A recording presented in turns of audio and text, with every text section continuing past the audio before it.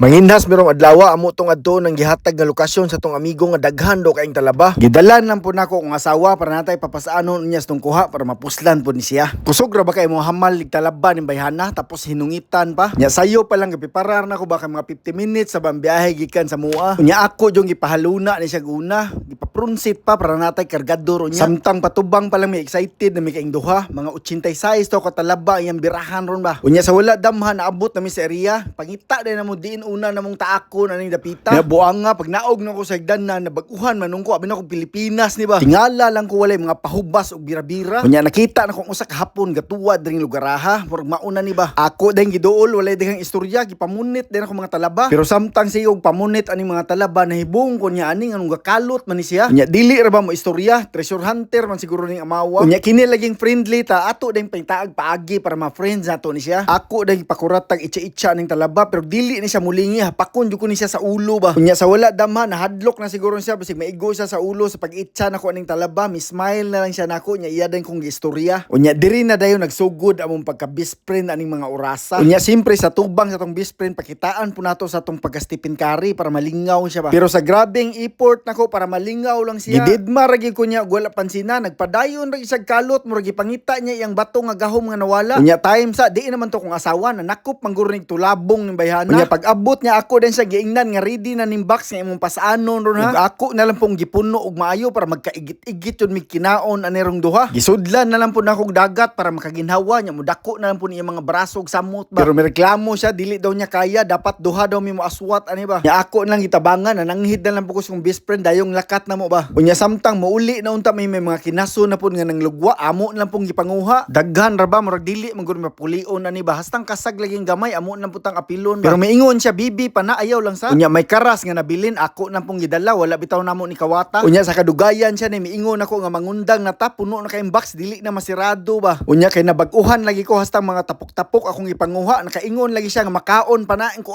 kaon yung batteries mo Unya sa kadaghan ani among kuha murag mapurga jud mis talaba ni ron ba. Unya timing pug kain nga kita ar pumig spot dayon para diri na mo lutuon. Pero magpasaon sa tao sa nato ni lutuon para ganado ba. Unya ready day nato nitong kalan nga pula hasta ning mahiwagang arnula. Unya ato lang pun takdagas para makapatong na ning mahiwagang arnula nga bag-urang gamit ganiha. Pero ayaw mong kabalaka kay hugasan no ni namo bisig kadali ra. Unya simpre mineral water atong gamiton para dili maglain ang tiyan sa talaba. Unya simpre na plastar naman ni kampay dayon holy water dayon ta. Unya simpre samtang gapaabot ta nga mubukal nitong mahiwagang arnula ato sa ning magic-magicon ang limon antes hiwaon. Unya ang pinaka-importante ayaw jud kalimti ang may halo nga singot ni LeBron James nga suka.